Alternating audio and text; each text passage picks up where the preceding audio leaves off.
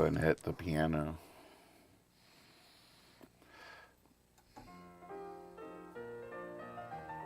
Tonight Watch is live. On air. 3 intrepid adventurers face all their fears on episode 21, or as they call it in the film industry, the X-rated episode. While we face our fears, we will also be staring into the face of a camera only feet away and close enough to strike out at us without warning. We will inhale smoke from cigarettes, balance trays of dirty dishes while maneuvering our way through a busy restaurant, assist in the birth of an angel in the backseat of a yellow taxi, read from the book of nicknames, kiss a woman behind her knee, kick a record-setting 72-yard field goal, wrestle an alligator, tattoo our faces with intricate designs not seen since the disappearance of the painted centers of Bezelbaum, and with all this going on we will also discuss one of our state's favorite birds. This is the one show this week you don't want to miss. If you send in your numbers we will be awarding consolation prizes. Tell your ma. Tell your pa. They can watch us even out in Arkansas. Hope you can make it, and remember, when that flashing light begins to flash applause we want to hear ya. That gentleman in the back is Don Pardo. Say hi and get his autograph for your scrapbook. As always, we love you all. Jabber Jawn. So, did you write that? He writes those. Did you write a new one for the show? Yeah, Each week. Yeah. Oh, I didn't know that. Yeah, and this last week's. Yeah, well, thanks for letting me vote on it. Well, I didn't write them for that. Well, I'll tell you what, I can't understand what the words. I heard more of that one. Oh, good. But I got there, it was about tonight, which alerted me that something was going on behind my back. Right, that's true. You should have had your readers on. This is not disgusting to you at all. Yeah, well, I just want to be up. You know, I don't like everything, and I'll complain, but that's no reason for you not to tell me that you're doing it. Right, that's Because true. I'm going to complain once I'm going to I find out. told you to tell him. I meant to tell you, when you started talking about dementia and the music, I couldn't get it more. Oh, yeah. Yeah. All right, I need to calm down. I've had enough of this place. You can when I get home from work, so when I write it. So if you look at your Facebook or my Facebook around 6, it'll be on there. Okay. All right, we can begin now. I'm tired. He's calling it. Welcome. I'm sorry. Welcome to Jabber John. We're live now on Facebook, on Twitch, on YouTube. It's good to see you. I'm Nathan Moore. This is my father, Steve Now, Moore. wait a minute. Now, I'm Steve now. That was a role that they asked me to play. But when we started the show, I wasn't very good at it, and I apologize. But this is me now. Take 2. Yeah, I'm back. He was just playing angry neighbor the first little bit. Episode 21, Jabber John, take 2. Hi, welcome to the show. I'm your host, Nathan Moore. Welcome to Jabber John. This is my father, Steve Moore. Hello. This is Kyle Hogg, and we're here to talk about whatever pops up. If you're in the chat, we see your text right here popping up in Discord from wherever you're watching. Heather, welcome to the show. Elijah's Archive, good to see everybody. Share, share, share. Tell your ma, tell your pa. And so we begin. Welcome. Good to see you. Good to be Good here. to be here, Yeah. as always. Looking forward to it. Well, I got nothing. Could be an early night, Yeah, we can get it. We can wrap it up. which is not good because all the baseball games were played this afternoon. There's no night games. Oh, really? wow. So It's really weird. There's not one baseball game on tonight. They're all. This is a travel day. Was that a special occasion? travel or- day. No, it just worked out schedule wise. Because I say it's a travel day because most of the teams will finish up what they've been doing on today and get on a plane, and a lot of them are off tomorrow, play tomorrow night. So they need a day to get from one of their places they play to another. So they all try and travel the same day because that coordinates it that better. Saul and Christiana are having a travel day today. They're on their way to Las Vegas for the weekend. Ooh. And as is sort of par for the course these days, their flights all got delayed, and so now they're going to wind up in Texas tonight, and they're getting put up in a hotel room, and then fly out in the morning to make it the rest of the way of their trip. Oh, a little my side goodness. adventure. Hopefully, maybe be interesting. Spend the night in Texas in a hotel, but they started texting. Oh, one flight's delayed, the next one's delayed. I hate that. It's almost more likely to experience that these days. It seems like than a smooth trip. It seems like that's par for the course. Beans, welcome to the show. Yep. I hear something outside. That's Do you what I hear was that? thinking. The It's crowd is trying to get in. Yeah, they're clamoring out there. Our secret location has been divulged. We're gonna have to move the operation. It's trash night out there. It's the raccoons getting at home. Mm-hmm. So I guess I have sort of big news. I helped Uncle Ronnie go to the doctor yesterday, and in the course of all that, now, thanks to Catherine's help as well, I apparently have my first doctor's appointment I've ever had. What? Yep. Wow. 52 years old. It's been a good run. God, you better be ready. It's been a good run. You better be ready to be prodded and twisted No and turned regrets. and flipped. But Don't tell them that. Just lie and say you go every year, though. You don't want to shock them where they have a heart attack. What? I mean, I guess the first one will just be getting Did to you know know him, that? getting to know him, and Well, who is it? is Dr. Alexander. No, that's my doctor. That's your doctor too? Yeah. Oh, cool. Yeah, apparently he's not taking new patients. He says he just does it for fun now. He's not taking new patients, but because he knows my family, he's mom's doctor as well. He let me become one of his patients. So And because you're like a 52-year-old baby with his first visit ever. yeah,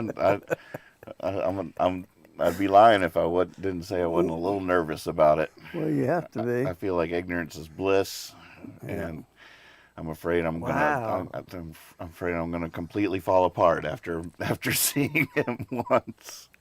But Well, on the other hand, I you think won't learn anything by seeing him. What you're going to learn is when they start doing the tests. right. You're in for some tests. Might be just the blood test. You're probably just going in for a physical, right? Right. Well, it'll just be like getting to know him, getting on the books. He'll probably look me over and check all my stuff, and maybe do a couple of tests. Right. And, well, they'll definitely take blood though, and that's where you might find if something's going on that you don't want to go on. But no, don't expect anything bad. No, I'm not saying that, but I'm just saying that's the way it works. Gosh, so let's say he retires in 4 years and you have to go somewhere else. They're going to say, well, where's your first 52 years in this file? You mean Dr. Alexander lost that? I can't believe it. There was that fire out in Churchville. That's where it was. How do you even prove when you were born or who you are? Everybody knows. I wonder how different my life would have been if I'd had a doctor the whole time. I don't know. I feel like it's just a whole mental framework. Wow, Different. that's impressive, though. Oh, I would have gotten away with it too if it wasn't for those meddling kids. It was funny. I have a friend in Michigan. She sent me these. It was an old picture, and her and her friend were wearing these T-shirts that said "Asthmatics drink too," and I thought it was like for like a charity event or something. I said, "No, where'd you get those shirts from?" And she said it was to celebrate the day that they banned smoking in bars. Oh, So like finally, asthmatics can go out and have a drink too. oh goodness! That's Don't funny. get me started. Oh, that's crazy.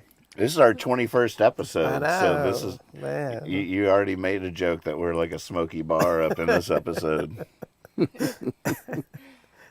was funny because I asked her about the T-shirts, and this one guy commented that was going to get his last. That's what he was going to prove, that he was going to get his last smoking at the bar. And when he was sitting outside, and 2 motorcycles came up and just ran their engines the whole time. He said, "I got the full like exhaust." So I was like, I really proved my point by sucking in, cigarette smoke and a motorcycle exhaust for 3 hours. I mean, I can appreciate all angles of that conversation. There's still a part of me that thinks a den of debauchery should be a place of danger, and Oh yeah. and I miss it. I'm not exactly sure how I feel about making it a place for asthmatics to let loose. It's like, okay, you won't see me there, but I hope you're tearing it up out there. I mean, I've never smoked, but that was just like, that's how you knew you went out and had a good time, when you woke up smelling like smoke. I would wake up and go, God, I must have had a great time. I just reek, The Merinos in the old days, people used to talk about how they'd have to. Pete Oswald used to tell stories. He had to disrobe on the porch before he came into the house from Merinos, because his wife couldn't stand the stench of them. Right. So he had to take off his outer layer of clothes before coming into. I remember talking to a doctor that used to be there on a regular basis. I was like, "Well, do you think the music, the benefits of the musical experience outweighs the negative impact of all this cigarette smoke?" And he felt certain that it did. That I was watching an old Columbo episode a couple nights ago. It took place on a boat, and they had done something with some pills or something. So Columbo was interviewing the doctor on the boat. While he's talking to him, he was just puffing away on a cigarette. Like, he never would see that.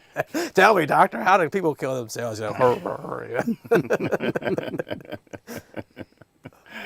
I've always been amazed. It's we forget, but I'm old enough to remember. We might have talked about this before. Stop me if I'm being redundant. But the fact that we used to smoke everywhere. Oh yeah. Waiting rooms of hospitals, airplanes, like it was everywhere. And for the most part, most people didn't really notice. It was just it was just the reality, and it's maybe like a frog in boiling water a little bit. It wasn't shock. I remember there used to be ashtrays on the shopping cart in the grocery store, so you get a place to flick your ashes. Yeah. They didn't want it on the floor, But people don't realize that we so lived with all of that, and nobody really noticed.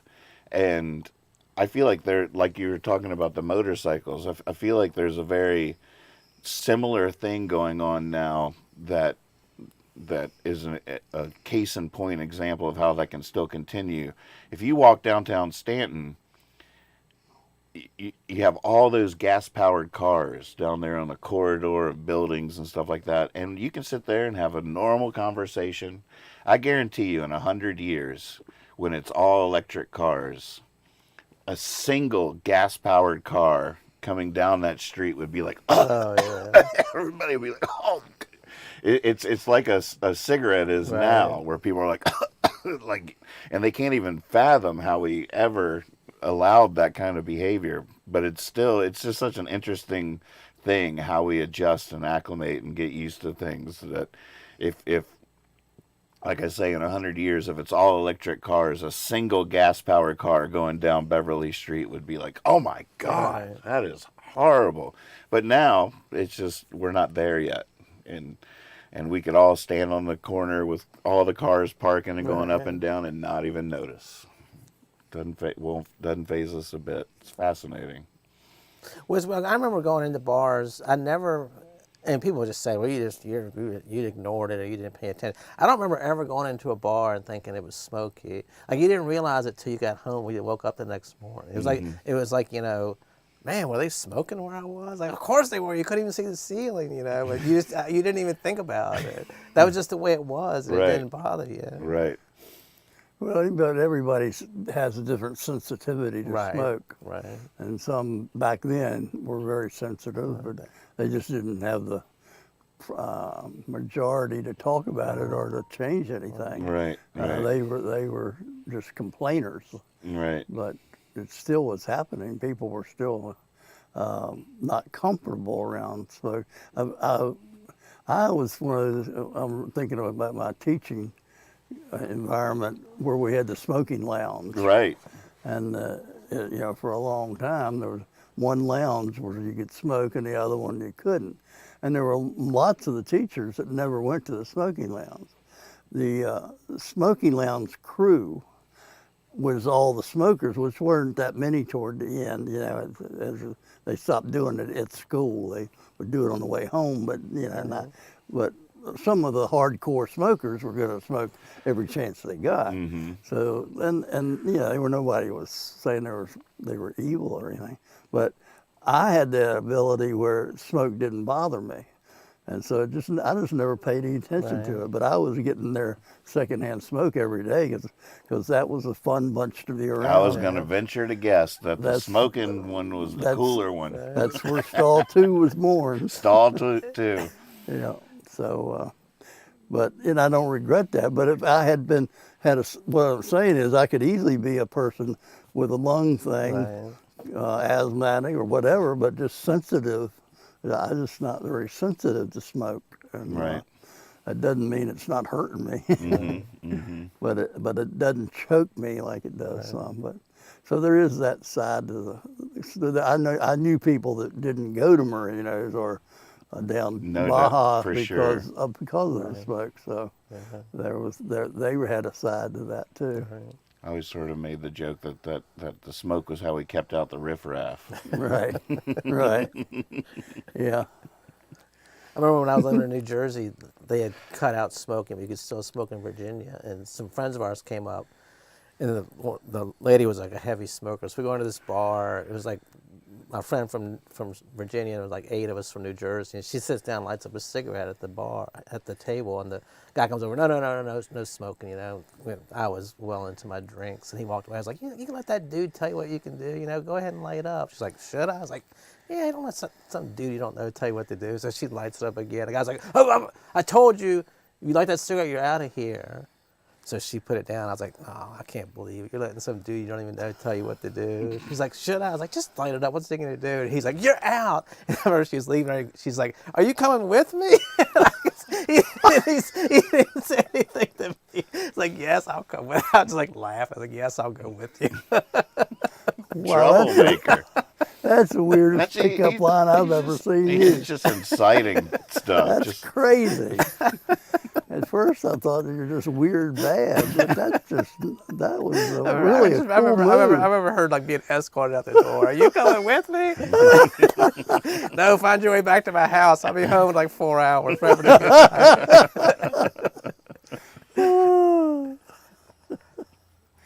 I can't believe that you believed what I was telling you. Yeah, I've still got at home one of those. It's like those little orange or like yellow crushable, like you could fold it up, McDonald's ashtray with the big M, in it. Oh, right. Yeah. It had like the little divots in it. You could put your cigarettes. Like they used to have them sitting on the table. Go get a burger and some fries and smoke right sitting in there. It's I remember those with the little M in it, and they made them so you could take them home with you. If they wanted you to steal that, they just throw another one out there. Yeah. So you're probably the last one to get in trouble with that with your pipe down there at Baja. I don't know. Well, the Baja you can still smoke, right? Cigarettes, but he said you can't smoke a pipe. Ah. Yeah, they told me I couldn't smoke my pipe. But that made sense later on. It didn't make sense at the time, but Seems to be a way different ethos emerging in the world when it comes to debauchery to a certain extent. The old school paradigms are shifting and changing. I feel like kids don't party the same way. Well, tell me what's going on, because I'm out of touch. I probably am too. I feel like I'd be talking out of turn. I feel I do. Where are you going with it? I'm sorry. I don't know. I feel like it. The the drunk is not the romantic character that it used to be. I feel like a lot of that's just sort of changing with the times in interesting ways. Some that are probably extremely positive, and Yeah, some Red Skelton's humor. You know, like Freddie the Freeloader and things like that. oh yeah. Not to mention Don Rickles. Yeah, I mean all the old school guys. I mean, there's even some people say that Dean Martin actually had iced tea in there, that it wasn't even whiskey, but still that character was either way. It's interesting because he knew that it was a lovable character. It was one that was a host that was a little tight, you know, He's definitely playing a role. playing a role exactly. But it's a role that wouldn't make sense today in an interesting way. No, times have changed. Hopefully, a lot of them for the better. Mm-hmm. I feel like within that I don't know. There's the I don't know how to say it. I have a lot of respect for debauchery, for I don't know how to say it. For Yeah, I know what you're saying. But my sister-in-law is very against smoking and drinking. You know, she's the type, if you go have a drink at my parents' house, she goes, "Is that your second beer?" And you're like, "Yes, it's my second beer." You know. And one time she was arguing with me and my nephew. We had been drinking too much, and she's like, "I just don't understand. You know what's?" And we weren't even. It was maybe we had like over the course of a day, like 2 or 3 beers. And my nephew said, no good story ever starts. I had a salad and then. You're starting to pick up what I'm putting down. Exactly. I feel like a lot of my heroes were alcoholics. I feel like a lot of them were their life was an adventure. I just have a lot of respect for it, but I don't want it to be misfounded, and I don't want to overly romanticize something, but at the same time acknowledge. I feel like some of the mindset today doesn't really appreciate or understand on any level any of that what was really going on there. Not that I do, but it is a more interesting thing than we know how to talk about. Let's put it that way. Well, What am I saying? What am I trying to say? Well, there is a certain romanticism to alcohol, and I can talk about it. Yeah, you know a thing or two. I know a thing or two, but yeah, when you start talking about that guy, I always think, my epitome of that would be Hemingway, who wrote some amazing stuff that you wonder how you can do that when you're that drunk. But I think what you're talking about is it's all biochemistry, and everybody's brain works differently on alcohol. Some people lose the ability to make a conscious decision, and some people have a part of their brain that makes up stories and words, and creativity opens up. And all of that's for a little while, and then everything changes, and then you get too drunk, and then you pass out. But there's a time in there for these guys, and sometimes it might be the next morning when they wake up. But they have a moment that triggers the process, triggers creativity, and that's still going to happen. Right. Unfortunately, for what also happens is you get addicted to a poison. And to think that little C2H5OH molecule called ethanol is not poisonous is not to know basic biochemistry. And so when your doctor, one of the things he's probably going to tell you, I will predict, he'll say, you should cut down on your drinking. Well, they told me that for 45, 50 years, and I didn't do it, and so I'm dealing with those consequences. So I kind of know, like a lot of things, I know both ends of that. I know the good times. When I think back on the times of my life, when I remember the most fun things I might have ever done, apart from being a father, you know, just out being me, most of them involved alcohol. And I was well known as that guy, so there's that. You know, people that haven't, you know, I haven't had a drink in 5 or 6 years, and I'm not the same person I was then. Of course, none of us are, so there's that. Either way. Yeah, Right. exactly. We do definitely change, but not seeing as my day has to have alcohol in it. I was at that point where if it wasn't a good day if I didn't have at least 3 of my favorite drinks, and but I was functional. I went about I'd still showed up and was almost good sometimes. But I think I'm going off. Well, I mean, One of the things about, like we were talking about, and I was the same way. Everybody I idolized was like a drug addict or a drunk or something, you know. But because that's you, they didn't publish stuff by just the average drunk, you know. These were gifted people. Now with the internet and everything, you're watching just annoying drunks do stuff. They're like, this guy's got no talent. To be drunk is annoying. We used to see the best, you know. So it was like, oh my God, if these people are geniuses and gifted and can see the world in a different way.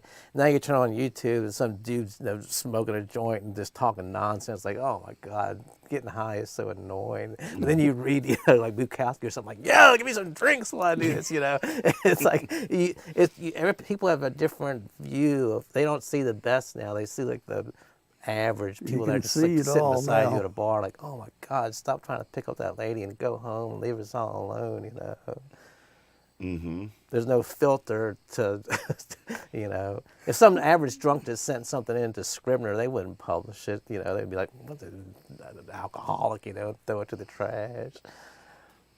there's something about that. I mean, you talk about it being a poison. Nicotine's the same way. Like how many writers smoked? I mean, it was up until now, it was way more than didn't. And there's something about that dance with death that was poetry in motion. There was some kind of wrestling with the devil that happened on a daily basis. Some kind of it was a dance. It was a relationship with poison. I don't know. It's more profound than people that just dismiss it now. Like I'm not sure what I'm trying to say. Well, you have a relationship with that chemical, and if they don't understand it, they probably understand it when you start talking about their coffee. Yeah. You know, some people just aren't going to make it if they don't get their cup of coffee, and it's all based on caffeine and the chemicals in the coffee. It's a chemical need that they have to get kick-started into the day. And then some people drink, you know, caffeine all the time. So there is different I mean, that's why they're popular. That's why most of the ads on TV are for alcohol. Most of the restaurants downtown make their living from alcohol. Right. That's Right. a sad truth. Right. You're not selling some liquor, you're probably going to have a lot more trouble making it. And we all know that. But there's a reason for it. It works. Right. It's funny. There's something. I used to work with this guy. I don't remember anything about the guy. This guy, I worked at a camera store, and he was a delivery driver. This old guy named Linwood.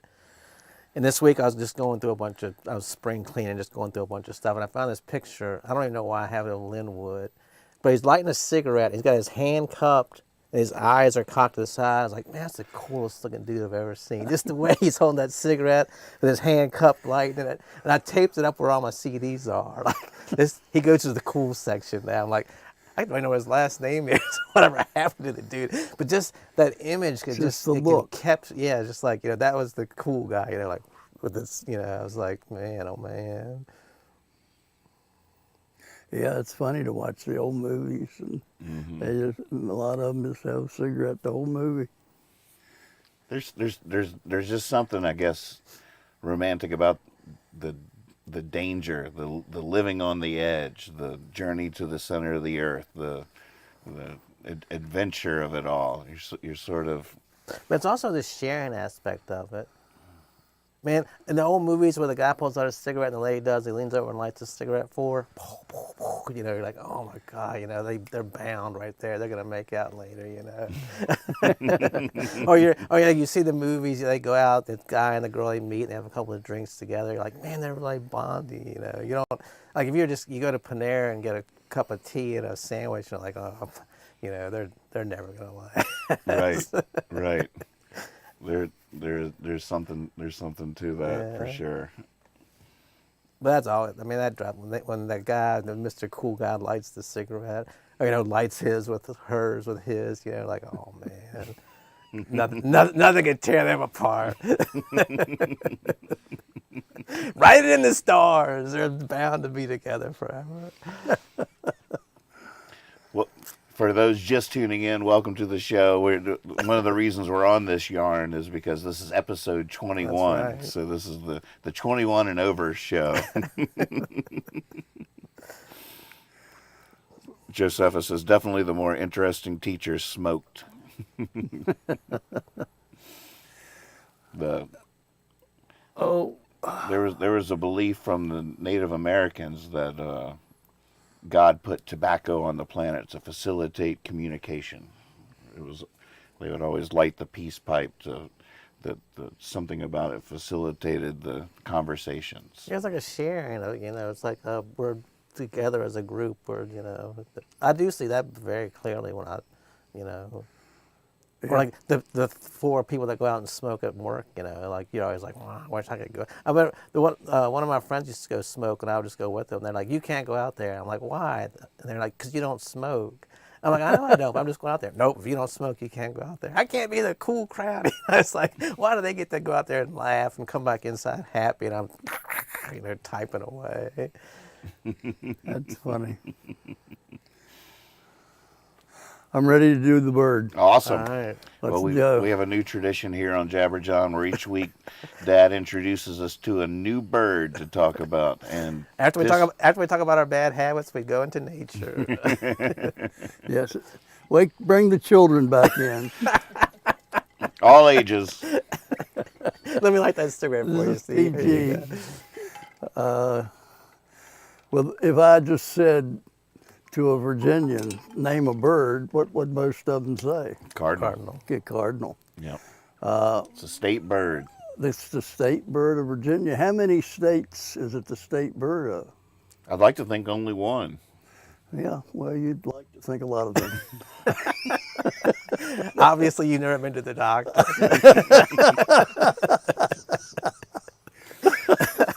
All right, disappoint me with your facts. 7. 7. Wow. All in this area or like all over? Midwest, I read them this afternoon. It's North Carolina and West Virginia, so we're right there, all thinking the same way. And in the Midwest, it was Ohio, and I don't know, somebody might be.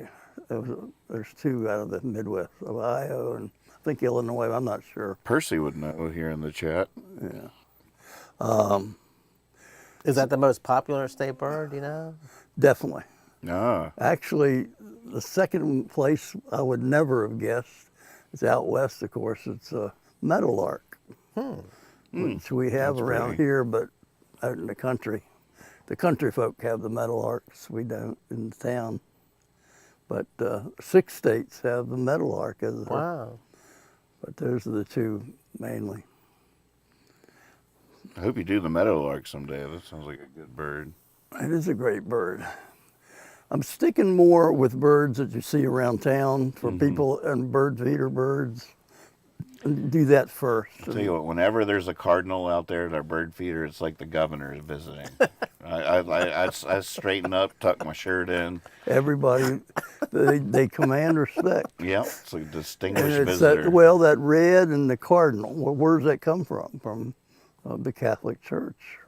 Oh, wow. Cardinals were, I believe, the How about cardinals in the church with their red head robes came before the cardinals that we discovered in North America. So I think they Wait a minute, saw. so I misunderstood you. Well, I was thinking ahead. So the cardinal, the bird, is named after the Catholic Church? Well, I don't know. I think they both mean red, Okay.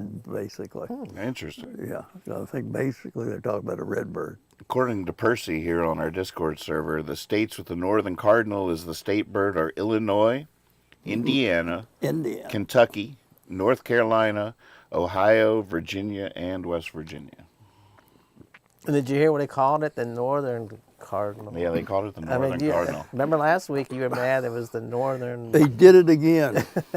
In fact, it just says Cardinals here, but then later on when they talk about it, it says their name is the Northern Cardinal. They did the same thing. Just because they did this in 1985, and I guarantee you the guy was from the North. I mean, it's like, it's like what do you call that word when you just think about yourself all the Narcissistic? time? It's a narcissistic bird namer. Right. The Northern guy. And you know what? Here's the first thing. It's fascinating. The same cardinals. These guys don't migrate much. They stay around year round, as you probably know. You know, during the winter they're coming to the feeders. They're one of the birds that'll hit your feeders regularly, but so they're here all the time. But their range is out west, all the way out west to Arizona and north. But they also have all the way through Central America, where they're most common, and then all the way to northern Argentina. Wow. So it's the same species all the way through there, and they stay pretty much in their same, you know, just neighborhood to neighborhood. They've taken over. So they're a very successful bird in terms of their geography. But Do they exist in Europe or Africa or? no. Now the cardinal is a family of birds, and different families are, you know, closely related, but not the cardinal. Not the. Oh, he almost said it. No, the naughty cardinal. I can't believe Everybody it. knows, but it's a pretty picture. Yeah, let's show. And we can talk about the male and the female. If you see the bright red is the male, and the brownish tinged with beautiful red markings. They're a beautiful bird is the female. I think in some ways, artistically, the female is even prettier. Those tinges It was of like red. this is a lantern. The female's a lantern in a nice room or a fire on a riverbank, and the cardinal's like a neon sign. Right. Just a little too much, a little too gaudy. Vegas. And they're very Oh, proud of themselves. Did you just make that up? Yeah. Oh, that's that's beautiful. Like Well, a thank you. lantern. That's Thank you. Gosh, you are. Yeah. I learned something today in studying for this event. Their bills change color. In the wintertime, their bills are dark, darker, much darker.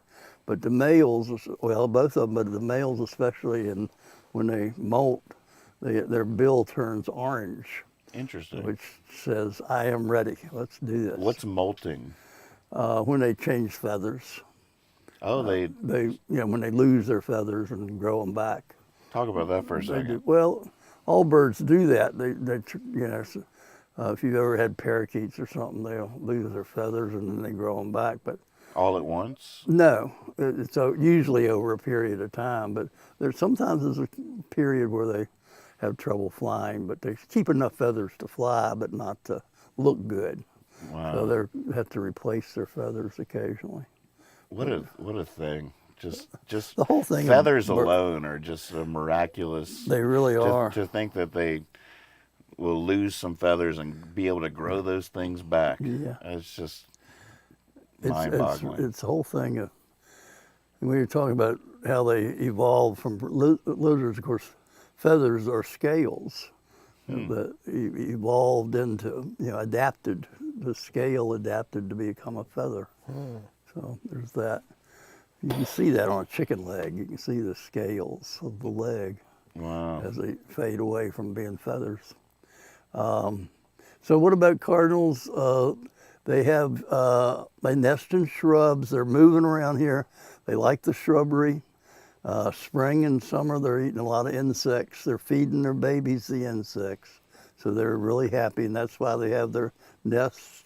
They'll have 2 to 4 different nests that have 2 to 4 different eggs. What? So they could have... At a time? No, over a period of summer. Each one at a time? Yeah, one at a time. Gotcha. They'll raise a brood, and then they'll take a week off and go to Bahamas, and then they go to Argentina. Right. And then they come back and they visit relatives.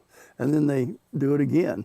Now, the baby birds, once they reach their age, they just go off on their own, or do they stay with them? They'll stay when they're called fledglings, when they're just learning to fly.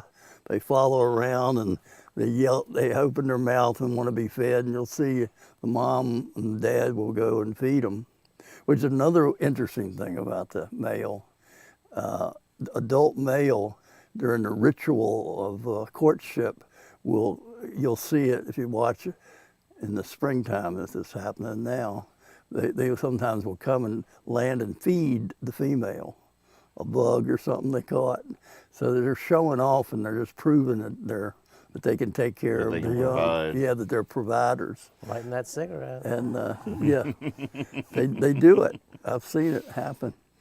But then, of course, you see them with their babies when the young ones, and they just feed them for a while, and then they learn how to get their own stuff. And Do they then team up fly for away. life, the male and Male the and female, they team up for the season, and I think they decide whether they want to do it again. I think, like, if they're in an isolated area, they probably stay together. But if they were mixing it up, sometimes they'll have an affair, and there'll be a breakup, and there'll be problems and things like that. And they're not totally paired up like some orcs. What's their lifespan? 3-4 years. I think the longest life ever lived by one in captivity was 15 years. 15 years. Yeah. Now, do birds live long enough where there might be like a grandparent, a parent, and the grandkids all living in the same neighborhood? Yeah, but the territorial thing is very important. They'll run each other off. Oh, wow. So they're not going to, after a period of time, you might be my brother, but this is my territory. You don't come in and take mine. So they spread out, and that's how they got to Argentina from wherever, So or it's how just they like got real- here from Argentina. Just by right? running each other off. Yeah, and but just they keeps spread on out spreading. that way. They establish a new That territory. actually ties in with what Heather's saying here in the chat. She says, I had a suicidal cardinal who kept flying into my window a few years back. Oh, yeah. Steve told me how to save him. He was attacking his own reflection, and I had to hang something in the window to make him stop. Wow. Yeah. So he thought that was another cardinal. He was like, no. Exactly.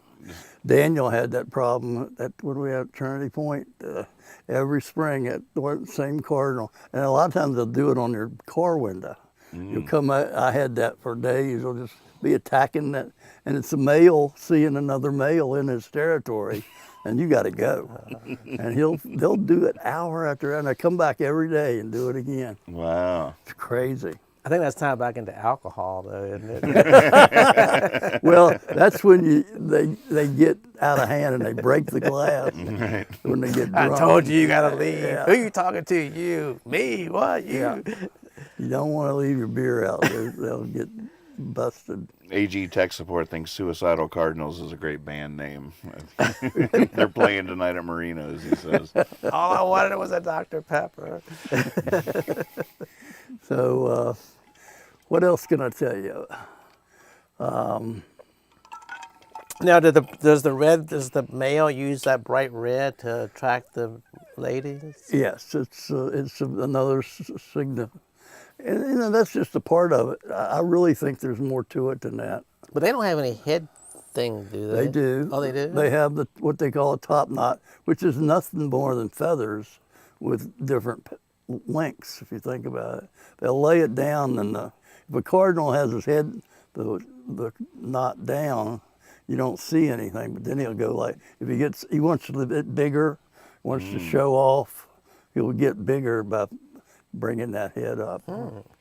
He's So the curious. female doesn't have the top No, knot? she's got it too. Oh, she's got it too. She says that's what this picture shows hers with hers down. They both have it, but he's more likely to use it as a display, and it's all about display for the male. And it's not just he wants to attract the female, but he's also more like a lot of men. We're trying to impress other men. You know, we're trying to say I'm a stud. You know, I'm cool, and that's what he's doing. So it's a territorial thing. Are you saying the female isn't territorial? Well, it kind of works in most situations. She is but she establishes the territory of her mate. So she doesn't go out looking for her own. I'm sure there are some species where the female establishes the territory around a nesting area, and then a male will come and live with her. In this case, the male will usually find an area, and she will come and live with him. So she's territorial once she knows her boundaries. But she's not as territorial as the male. It's all the males. The female's got a lot of stuff going on, and like raising babies and building the nest. She does most. He brings her the materials, and then she twirls them in and makes the art and makes the cup that she sits in. That's fascinating. And they make a different one every time they have a nest, they say. There's a lot of empty nests going around. What do you mean? Well, whenever they have young, I said earlier that they could have 2 or 3 different broods a year. That would be 2 to 4 different nests that she makes. Gotcha. She'll go to a different, in other words, they don't use the same nest over and over. Well, didn't you tell us a couple weeks ago that some birds will just go live in an old nest? Did you tell us that? Oh, yes. The mocking was the But mockingbird? we were talking more about holes in trees Okay. than we were old, really, Right. someone else's bird's nest. I don't think what'll happen is they'll go in and pick that material that they liked it. They'll take it to another place, so they'll break it down, and it's like breaking camp. They go out and do it again somewhere else. It's fascinating how we've talked in the past about how amazing it is that birds are in their DNA or something is the blueprints and the architecture for these nests that they will one day build. They're not taught how to do it. And in this case, the male and the female have different parts of the plan built into them. He's sort of programmed to bring the materials, Right. and she's programmed to put So them together. it's hooked up to their symbiotic. hooked up to their DNA. So the male, I wonder if the male probably couldn't even necessarily build a nest. Probably not. He wouldn't know what to do. Come on. Sounds like me at home alone. Yeah, it's pretty close to my house too. But, Do you know what the eggs look like? There's white and they have different colors based on the nutrients that they've been getting. Dark, there'll be some blue and dark Oh, that's what gray defines ones. it, huh? Yeah, I think so. So the not to skip ahead or spoil alert for the robin, but doesn't the robin lay a very particular blue egg? Oh yeah, they're famous. A lot of birds have the same. These are pretty much the same, except the spots on it are a little bit different. Just again, it could be it's the chemical that they have and the vitamins. Excuse me.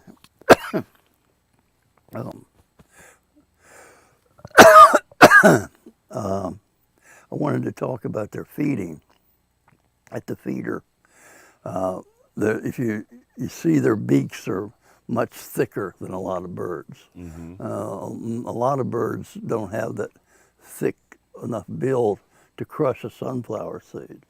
So if you buy just a pack of sunflower seeds, there's a lot of birds that can't do that, so they don't come to your feeder.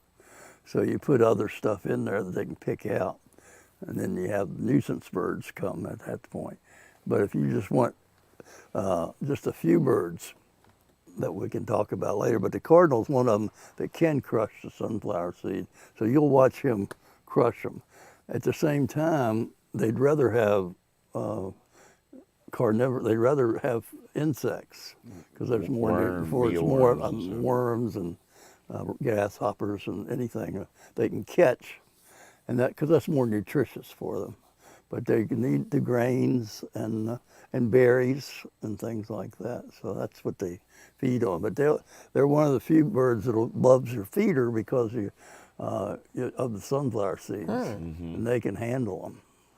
So there you go. It's cool. I think. So if you had just sunflower seeds out there, you'd attract more cardinals in the long run. Well, other birds would start staying you away would from not it. attract a lot of birds that would trot. They'd come, but they wouldn't be able to do anything with it.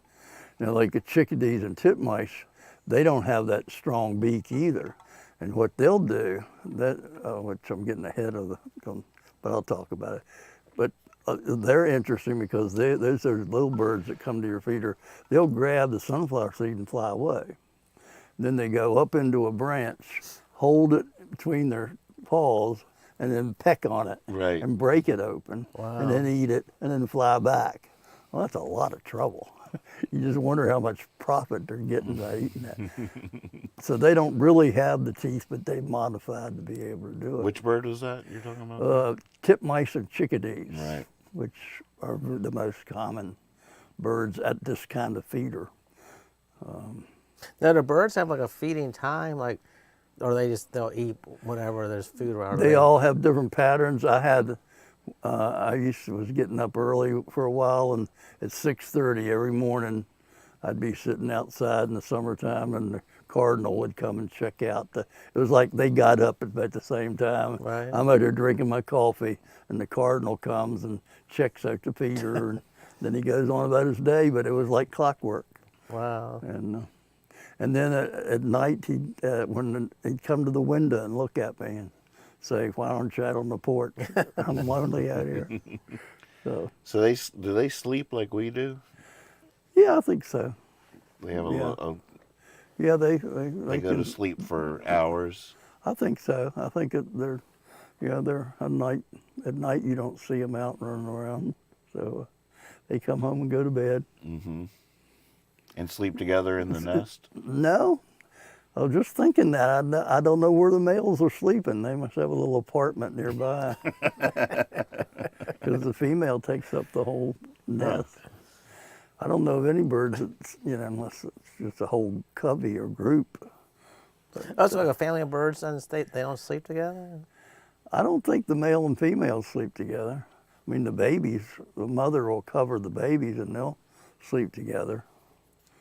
But the male just comes and feeds them and goes back to wherever he goes. God, they're starting to seem more and more like humans the more you tell us about them. Well, they do have a life, they have and like we say, the fascinating part is how much of it is already programmed. And, one of the things that we realize as we study the life around us as a human being, one of the things that makes us different from the other animals is the way we work our brain, the way our brain allows us to free up and do things that, whereas others are just patterned in. Right. And now they have some free choice, but but a lot of the things they're going to do just because that's how they had to do them. Right. It's already there. They don't even have a choice. It's their behavior. Mm-hmm. Which, we have some of that too. Breathing, thank goodness, is, like that. Right. You don't sit around thinking, well, I think I'll breathe this morning. Right. Somebody's in there pulling the button, pushing a button. And, it is interesting to think about extracurricular activities in the animal world. Yeah. You see play in young animals a lot. They seem like they're definitely playing. Yeah. That's an interesting observation because you do see young ones haven't learned how to be what they are. Mm-hmm. Where once they become I remember climbing up a mountain. Well, it's actually the hill on the other side, and I was actually climbing up, and I looked up, And I got to the top of the hill, and there was a fence, and I'd never been up there. And I got up, and I looked, and all of a sudden, I realized there was this calf. It must have been a week old. And she had her head down, and she had bent down, and she was looking at me. And I was climbing up, and she was bent over looking down, and we made eye contact, and I saw in her eyes, she was just saying, "What the hell is that?" And I was thinking, "What the hell is that?" And we both had this moment where we shared that feeling, and then we both kind of smiled. It was weird, but I was just thinking that later on, when she became a cow, that look would be gone. Right. That look was the look of a child, and that glory of, oh wow, this is a world, this is an amazing world we're living in. But a cow's already figured it. Yeah, I know what's going to happen. He's going to feed me, and then he's going to eat me. They figure that out, and I think they're fatalists. Now, Percy walked in on set almost right on cue, because when I think about Percy, he's 10 years old, and he's an animal, and he loves to fetch a ball or grab his little squeaky toys and throw them around, and he's definitely still plays. It's so funny because when Kether's not here, Percy would just wait for her to get home. The second she gets home, he starts running around and getting all his toys and pulling them out and squeaking them, and it's a funny thing. Of course, he's a dog, so he doesn't have to survive. So he's not just if he was out there in the world, I guess that pattern program of survival mode or whatever would I don't know. He's a domesticated animal, so maybe the playfulness. Yeah, it's fascinating when you observe in nature. I always think there's so many of these videos where you could see where a whale will come up, and you're in a boat, and he comes up, and that big eyes looking at you. Mm-hmm. He just, wow, what is going on here? You know, he's just checking it out, because he'd easily just leave, thinking you might hurt him, or he could just bump you over and kill you if he thought you threatened him. Right. But he was just curious. Right. And that's the beauty of that. Mm-hmm. And then when that happens, to see another animal curious about you, and that's what that little cow had, that little calf. Mm-hmm. It's what Percy has. How about playfulness in like monkeys and dolphins? Different levels of intelligence would bring more playfulness into a later age or something. That dolphins seem to sometimes do things just to amuse themselves. Oh, certainly. Yeah. And a mature, older dolphin would just say, well, that was just a young pup. He just didn't know what he was doing, but we're still having fun. We just know what we're doing now. Mm-hmm. Anything about the Cardinals? I was just going to say, what did we forget about Did you cover everything you I don't know, unless you have a question. Any questions about Cardinals? All right. Was there a reason why do they pick a bird for the state bird? It's just because of the most common, or? I think they were the most beautiful bird that they would see when they were out looking around.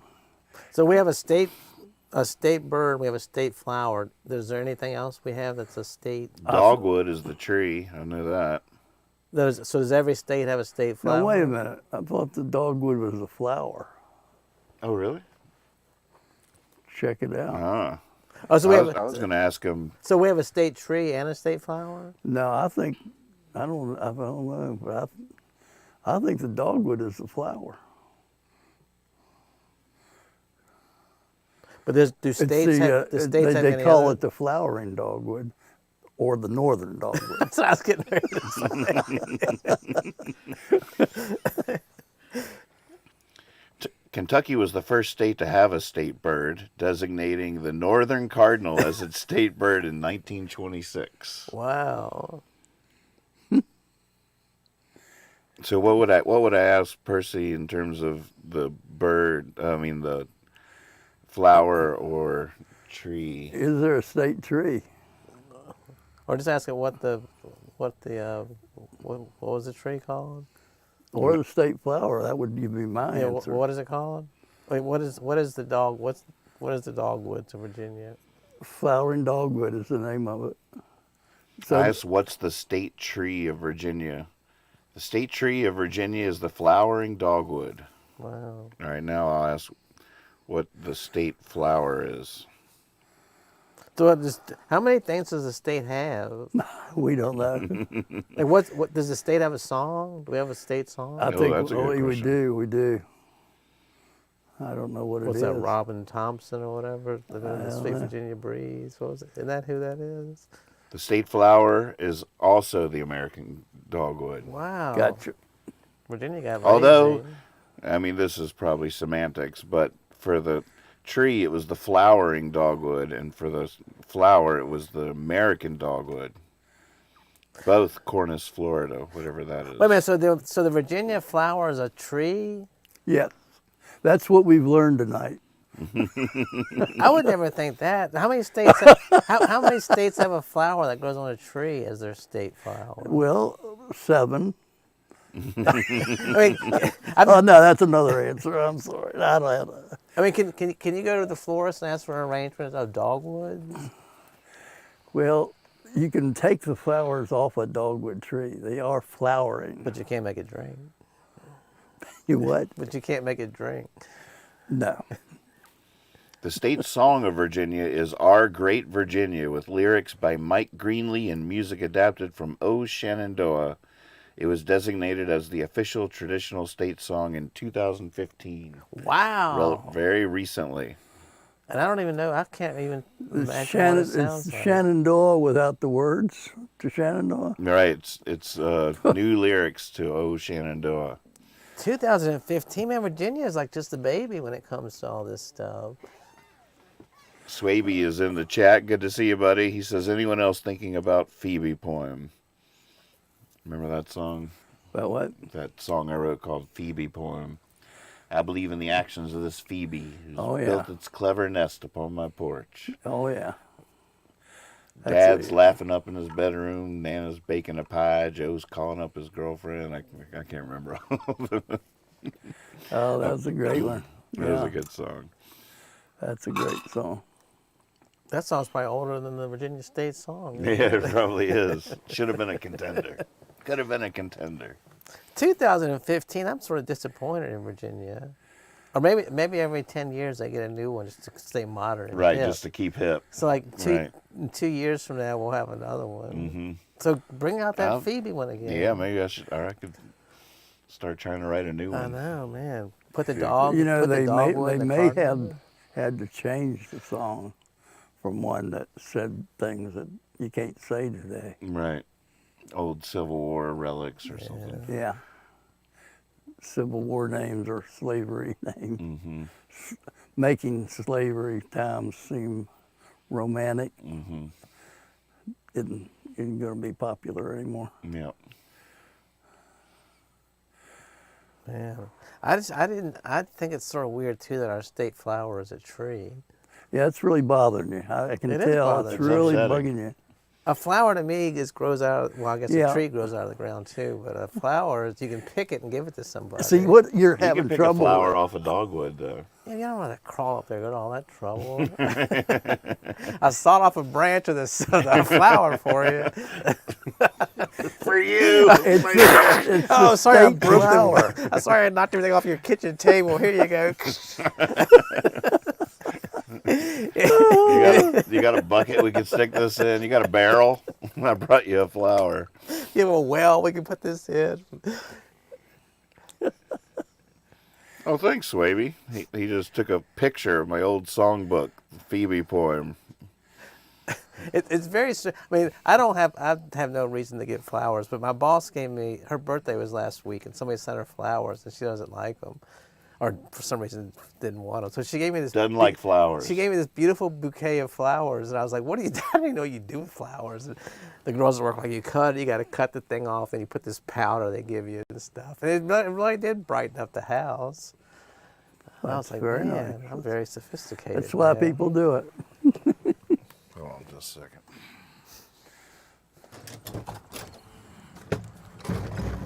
He's going to snap a branch off the old dogwood. I out think there. so. He wants to give you a flower.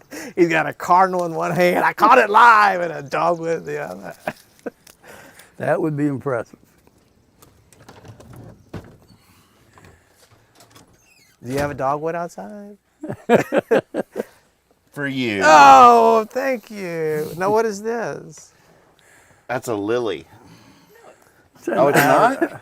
What It's is very it? pretty. It's an iris. Oh, it's an iris. I mean, I'm not very good with flowers. It doesn't matter. It's a flower. Does it smell good?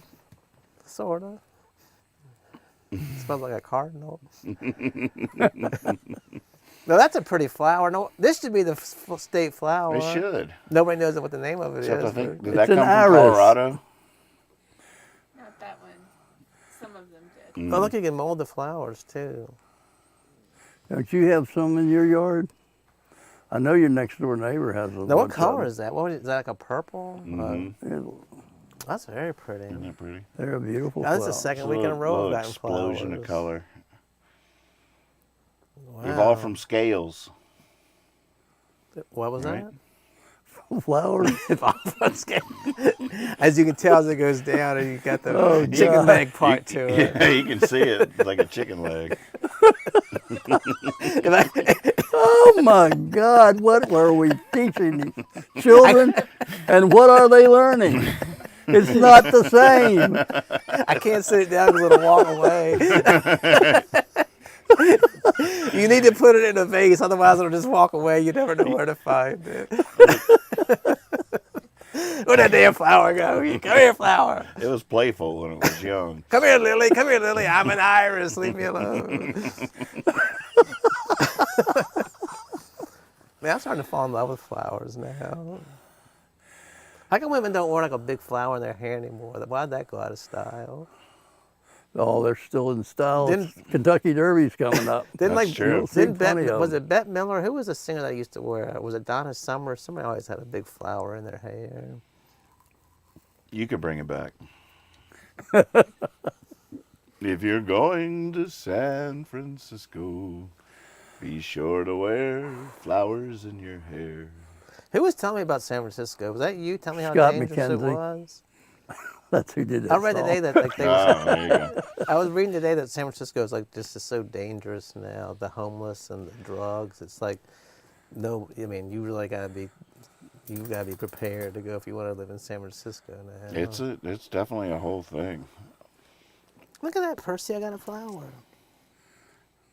You can smell it, can't you? He looks at me like, you're one sad son of a bitch. That's what I thought. Yeah. What do you think, Percy? Come here. Look at that little wagging tail. You know, when they came in today, Percy ran down, didn't even bark at all, really. Licked our faces. Just yeah, it was just like slowly over time, he's completely gotten used to the Thursday night visitors. I just think that's so fascinating because he would just bark and bark. Just 20 episodes ago. Yep, it's been a difference.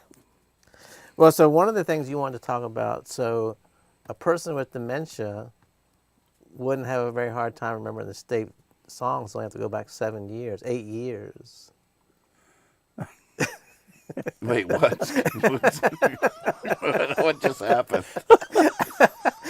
I'm trying to make a connection He between our opened conversation. up a book to a chapter he'd never read, and he read the first sentence he saw. Right. That's what that sounded like. Gleaned. He read the paragraph, and then he told us what it said.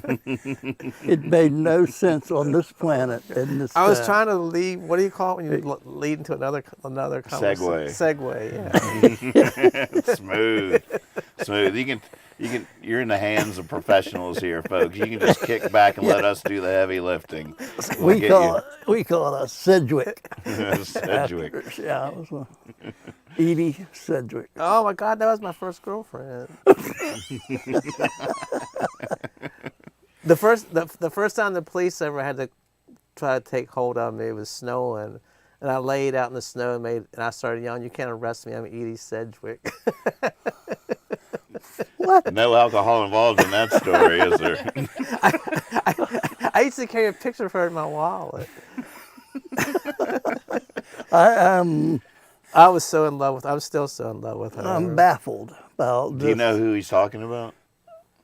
Edie Sedgwick? There is a Edie Sedgwick. I know the name from Crossword Puzzle the other day. Crossword puzzles. Because I thought it was Evie Brickell.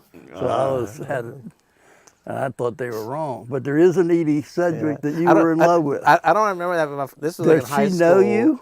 No, she was like a part of the Andy Warhol crowd. It's so funny. Yeah, she's from another generation, even not even a contemporary. Right, but I don't remember this. Like you said, alcohol was involved. But my friend said, "Man, the cops were trying to tell you need to calm down and stuff, and you laid down on the snow and said you can't arrest me. I'm Edie Sedgwick." Oh my and the cops were God. like, "Hey, like what in the world?" What in the So they left you alone. They Like, didn't- oh wait, back away, boys. It's Edie Let Sedgwick. him be. Let him be. If he doesn't have a gun, let's get out of here. Don't want to mess If with he him. has a gun, shoot him. If he doesn't have a gun, let's just go. It's too much paperwork That's staring up not at me. going to work. I don't want him in my car. I think the only reason I even bought a wallet because I had a wallet-sized picture of her, so I went out and bought a wallet. Just to Oh, give- there it is. Now it all makes sense. Isn't that funny? That was good. I needed to hear that picture in the wallet. I think most of the jobs I've had, my screensaver picture has been a photo of Edie Sedgwick. There I'm you going go. to go home and explore Edie Sedgwick. What- I don't Well, know. it's the tragic. It's the same thing we were talking about, the alcoholics, the drugs. It was the tragic beauty, died too soon, just free spirit, just Really? yeah.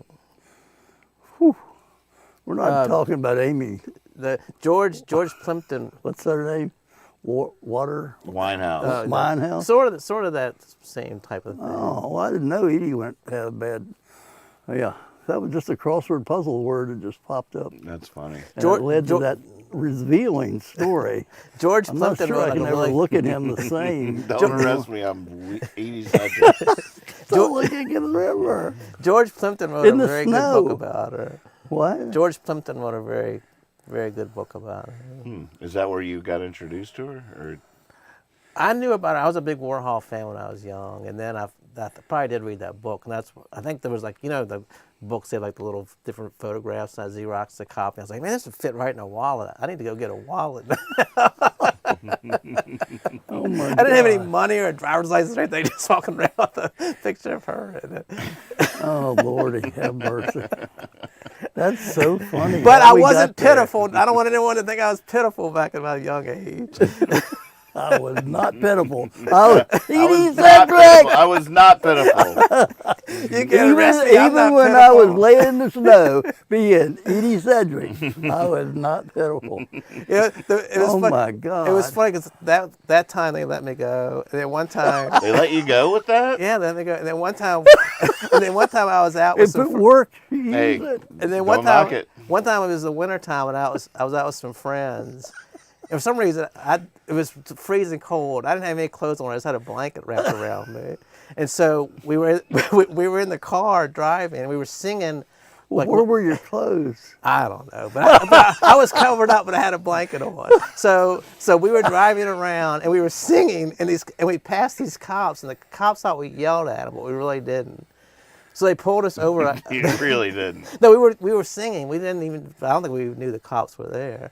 So we went and they pulled us over at that old Hex. Remember where Hex was over here? They pulled us over in the Hex. parking lot.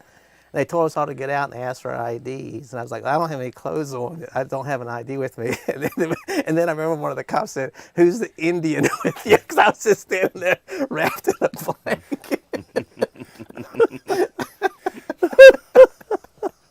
And so the guy that was driving had to go to court for insulting a police officer or something. We weren't. Insulting. Yeah, they said we were yelling at. We weren't singing at them. We didn't. We were singing along with had been drinking and were singing along with a cassette. So he didn't get charged for a DUI? No, because I don't think we were. He didn't even. I don't think he probably didn't even drink. That's why he was driving. Okay. But he was had a to go. He designated was very driver. mad 'cause none of us went to court with him. Yeah. I remember that.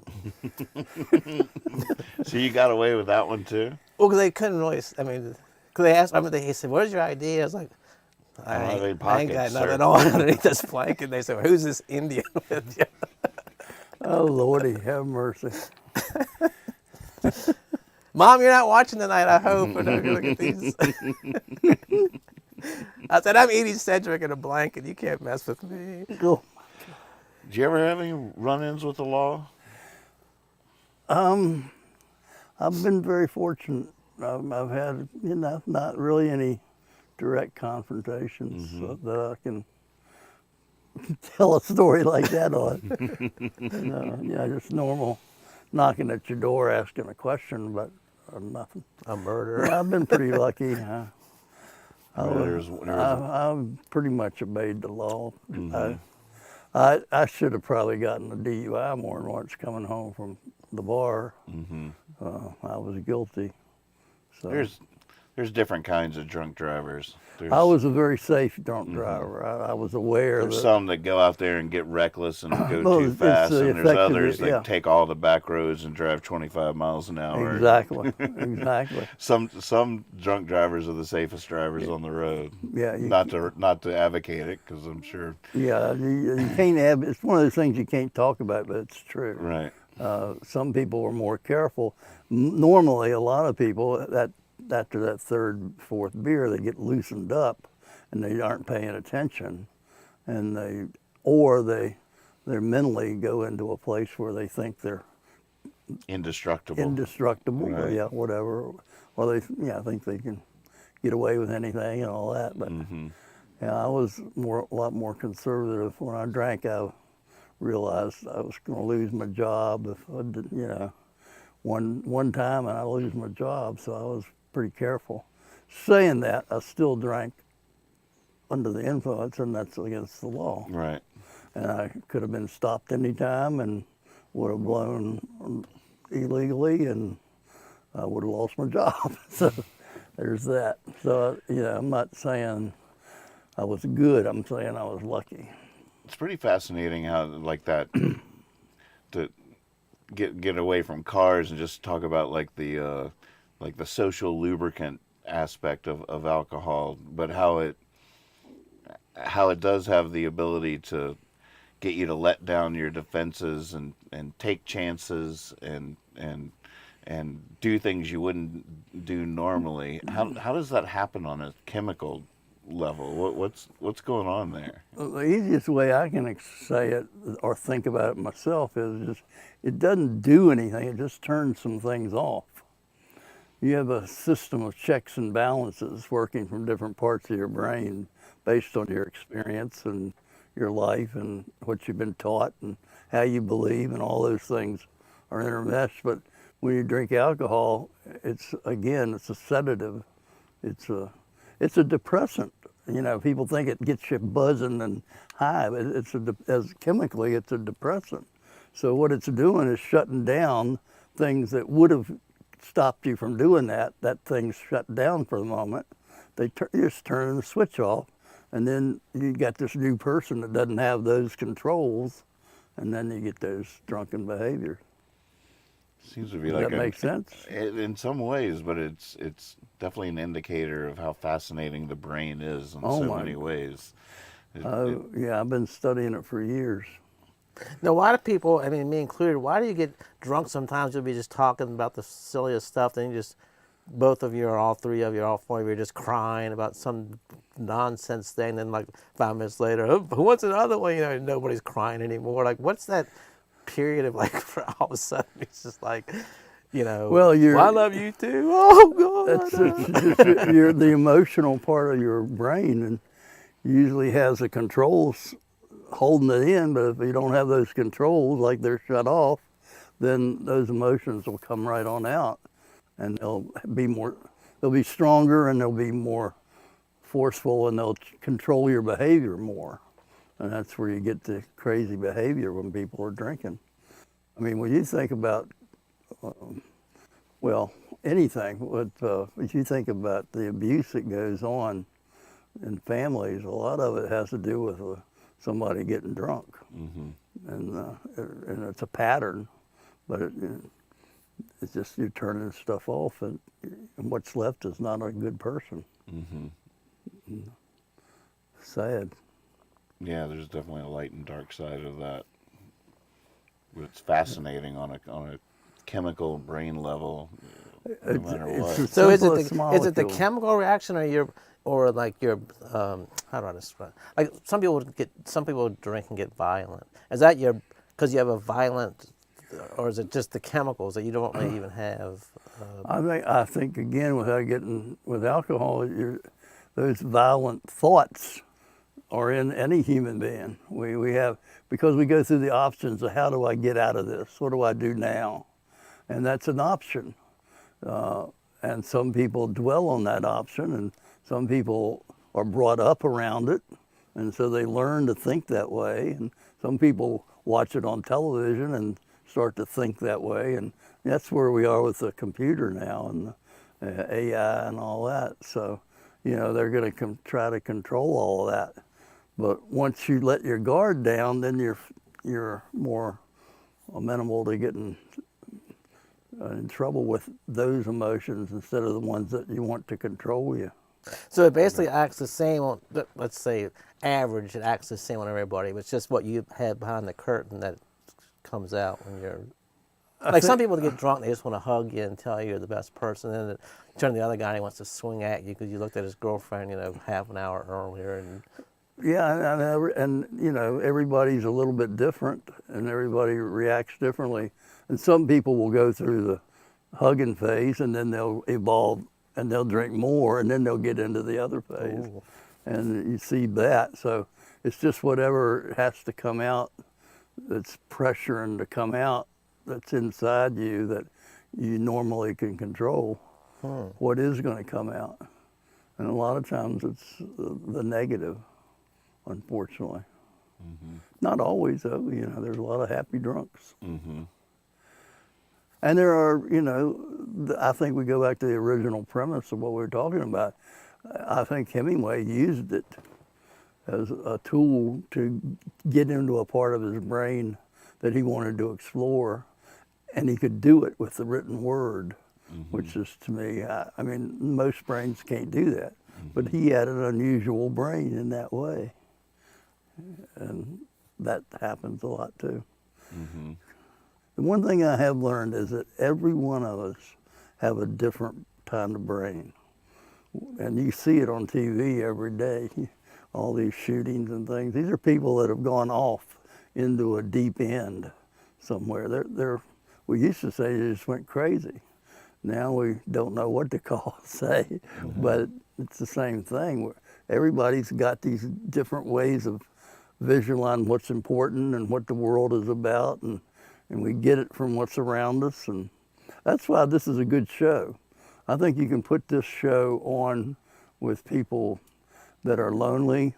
I'm thinking about people in a nursing home situation where they're sitting there watching reruns of something all day, and they're not really engaging with anyone. Everybody's just sitting around looking at stuff. But right here, if you're watching this, you could show this to someone and they could engage and they could get to see us. And it's not going to change their world or anything, but it's something, it's a sharing, so we're not alone. Right. There's a whole lot of stuff going on now psychologically about loneliness. I saw one today, but they're studying loneliness. It sounds like a lonely job. Right. But I think I'm running my mouth too much. No, But that's what we're here to do. well, I guess I'm through for now. now, when you were playing music, the combination of alcohol and your music, do you think people got much more happier? Or did anybody ever holler at you, shut the hell up? Or I probably have. That's like a multiple choice question for me. Like which answer do I want to give? There's definitely all kinds of versions of it. I know that at one point, I remember the amusement, we had a band meeting about my drinking being problematic because I would drink too much at the shows and suddenly get convinced I was Jim Morrison and start trying to spout out poetry like I thought I was being profound and I was not. And it is true a lot of times, you know, you'll get drunk at a show and feel like you're just crushing, like you're doing great, and then you hear a bootleg back of it and it's embarrassing. You're just like, oh my goodness, is that what was happening? Wow. But on the other hand, you know, like there's so many great stories that we were all in our 20s, 30s, whatever, out there living. I mean, and it was always a party, and I can't imagine what any of that would have been like in a completely sober environment. And I actually am glad it was the way it was, and I understand that it was not always pretty, but it was always a dance with life and taking some chances, and every now and again you stuck the landing, and it's, you know, I see that with a lot of musicians, especially now. It seems, you know, I see a lot of people that got themselves in trouble with the lifestyle, and eventually had to wrestle those demons, or where it becomes a problem or an issue, and then you got to figure out how to perform without it or something. I mean, there's just so many ways to talk about it, and you got the audience out there, and the social, you know, a sober crowd is a way different one than a lubricated crowd, and I'm glad we played the lubricated crowds. Just the whole scene, the whole just the whole energy of it. It's in that element of danger. You know, it wouldn't be danger if it wasn't danger. You can't fake that. It was risky behavior, and it's hard to recreate that sense of danger without there being any actual danger there. I don't really know how to describe it, but it you know, what is rock and roll? You know, what's, you know, without that sense of danger, that sense of danger, and I mean it's unquantifiable, and I was watching an interview on YouTube. Tom Snyder, the old talk show host, was interviewing Ken Kesey and Jerry Garcia, and he was asking them what effect drugs and alcohol had on their life. And he was asking Garcia about, did he ever get on stage and like forget what he was doing? And Garcia said, I always knew where I was going, but I just realized there was a lot of ways to get there. Like he never really just went up there and blacked out and didn't know what he was doing, but he realized, oh, this might be an interesting way to, to get to the end of this song. Yeah, but the drugs he was doing probably weren't alcohol. But yeah, I mean, and you know, so many genres. You got the raves are like all ecstasy fueled. You had the old speakeasies, like you had the acid tests with the Grateful Dead. You had marijuana that came along and changed everything. Like there's the influence of these intoxicants, these pollutants, these poisons or whatever, and these enhancers, but the impact of them on art and the scenes or whatever is, I mean, you can't measure it. It doesn't exist without it. They were simpatico. They were informing each other, and it'll be interesting if we are moving into a cleaner future. What's going to come from that? What will the danger be? What will the risk be that they're taking? And well, we get a lot of questions at work for the insurance just about, like, what do we do if somebody tests positive for drugs? And what if we do a drug test and they show they've been smoking marijuana? It's not against the law. And they're like, well, alcohol's not either, but we would hope we wouldn't hire somebody that every day, if you did if you did 6 random tests, so they were drunk every time, you know, we would hope you would realize maybe this isn't the best guy to have working here, you know. And that's like, we really can't tell you who you can hire and who you can't hire, but like use that as a guide to like who you want working for you, you know. Like you can't, like in the old days, you could just say, well, you failed your marijuana test, you know, we can't hire you. But now they're like, well, can't really say that because Right. I mean, so the employees do have a lot. It's getting harder for them too to especially working at home. I'm sure people are toking up all the time, sitting there working on a computer at home. But and it's not illegal anymore, Yeah. so it's completely fine. I mean, I worked from home for like a year when I first moved down here. I always had like a drink or something sitting there with me. I mean, I was never getting drunk, but you know, guys noon, you know, it's getting boring. Just crack open a beer and sit there and finish the rest of the day.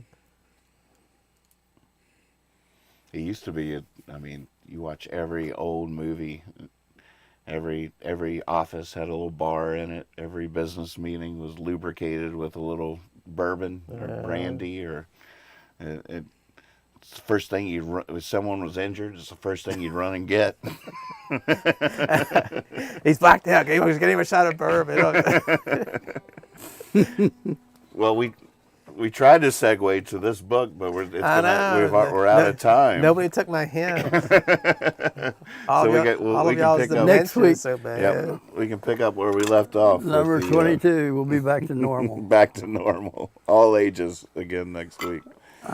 Well, I think I'm going to run with, for our leaving song, I think I'm going to run with Swaby's Cue here and try to do the Phoebe. Oh, that's a wonderful May song. I was going to do the month of May, but it'll be the month of May for a while. Yeah, So we got another week. I might need a... Whew.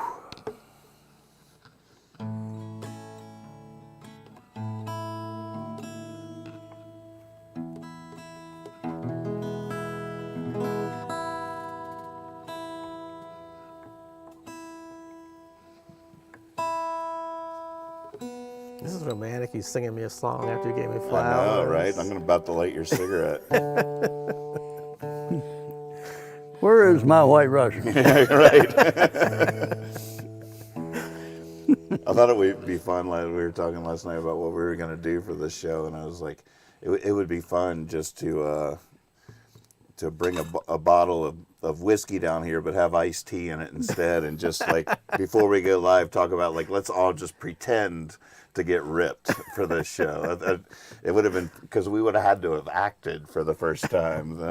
Let's pull a Dean Except Martin for here. I acted at the beginning, remember? Well, that's true. Yeah, You came in ready to act.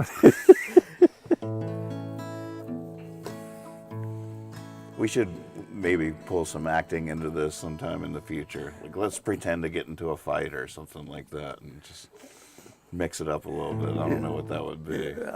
Kyle could pretend to be intelligent.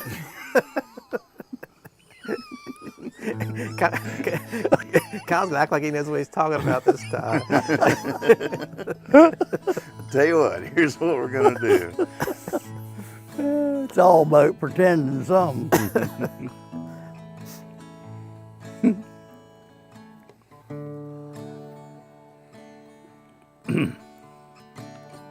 I wrote that the other day. What'd you I write? wrote that last night in my journal. I was thinking about life, and I just wrote this sentence to myself. I said, when in doubt, make a game of it. Mm, It helped me get through today. yeah, I like that. Yeah.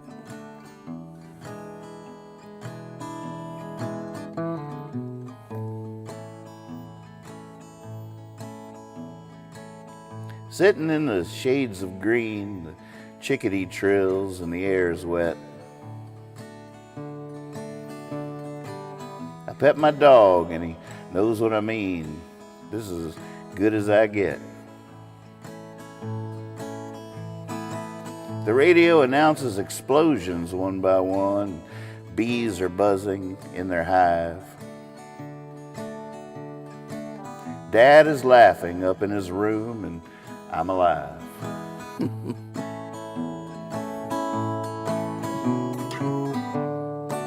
I believe in the actions of this Phoebe, who's built this clever nest upon my porch. A peaceful rain drops, and it's hard to believe in war.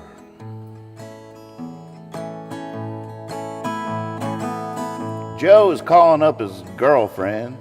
Nana's baking a pie. Me, I've been reading Thoreau, living up in a tree, not really wondering why. Oh, the sweet beauty of a flower's poverty, the magic starry nights. I've named the gray squirrel Pedro and just been letting the bedbugs bite.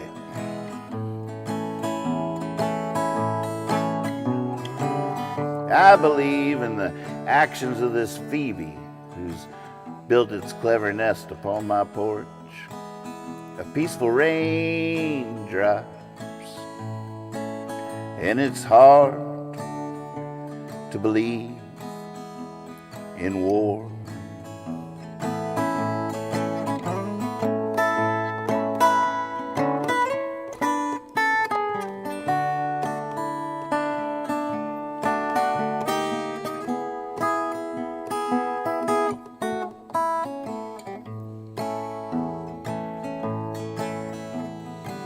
I've been throwing logs onto the fire and preaching to the cricket choir, and smoking an old corncob pipe, and soon these apples will be ripe. We'll be picking apples and mandolins, picking our noses, picking our friends, picking ticks off the dogs now and again. Yeah, picking, grinning.